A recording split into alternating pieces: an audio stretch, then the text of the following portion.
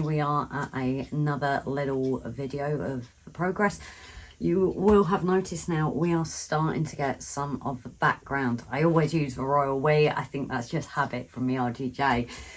But I think the plan now has become that I'm literally going to go side and across now. This is going to help me really start to build everything and know if the locomotive needs any more kind of additional depth to it or darkness. So I've done the live. We've already got a very light in our background. I didn't do the top corner though. But the bit that's always been a trouble with me has been the rails. And I think the reason this is because not only in the lines have you got the rails, but you've also got the shadow lines and everything.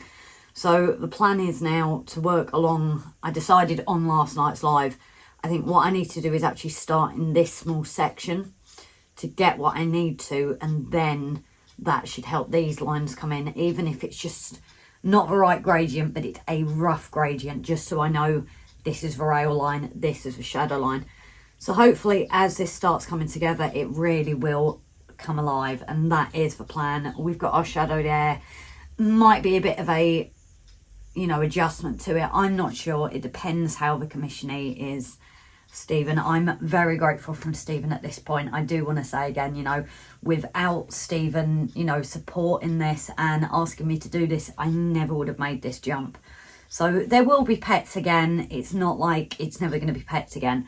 But I have enjoyed this journey, the trials and tribulations, as you say. So I'm going to crack on now, because those of you who know my work, it's literally trying to get in what I can when I can. So it's a bit cold in it, but I'm in the mood to start that bit now. So guys, I'm going to crack on and catch you in a bit. Bye.